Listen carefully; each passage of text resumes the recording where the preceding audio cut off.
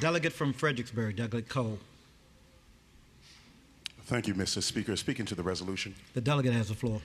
Back in 2009, Mr. Speaker, when I graduated high school, I attended a university called Liberty University in Lynchburg, Virginia. And during our tour of Liberty University, we went past this particular mansion called the Carter Glass Mansion. This Carter Glass Mansion was the office of Jerry Falwell. This is the office where Jerry Falwell passed away. This was a historical site that they preserved. And I wanted to know what was so important about Carter Glass that they had to preserve his memory. Well, on the documentation, they tell us he was one of the longest serving US senators from Virginia. On the documentation, they tell us the great work that he did for the federal banking. But what they neglected to tell us, Mr. Speaker, was the real history of Carter Glass. The man who was the author of poll taxes. The man who created a convention, and as I quote, he said the convention was to eliminate every Negro voter who can be gotten rid of legally without materially impairing the numerical strength of the white electorate. Mr. Speaker, and the convention came to order, it finished its business, and it reduced black vote by 80% in this Commonwealth. Now, I was confused, Mr. Speaker, because we are constantly lectured from the other side about the Democratic Party being the party of plantation owners. We are constantly lectured from the other side about the Democratic Party being the one that caused Jim Crow to come into the Commonwealth.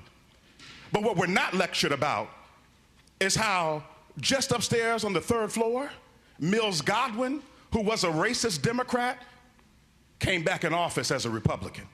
What we're not lectured about is just across that room right there on that picture, Lacey Putney of sainted memory, who was a Democrat, became independent and started caucusing with the Republicans.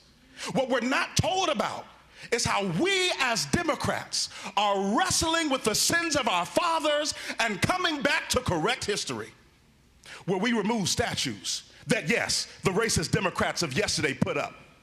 When we are changing the laws that, yes, the racist Democrats of yesterday put up.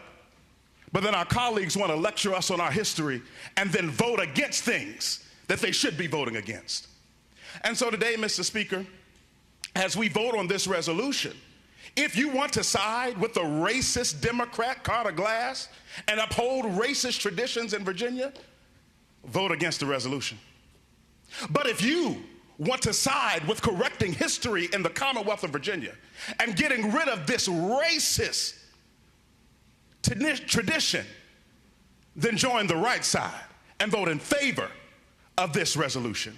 Allow me to quote the Apostle Luke in chapter 4, verse 18. He said, Jesus was quoting, and he said, "The Spirit of the Lord is upon me because he has anointed me to preach the gospel to the poor.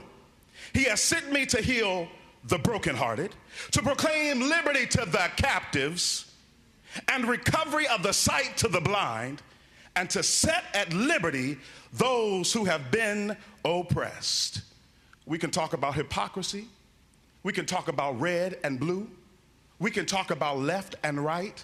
But this is not an issue of left and right.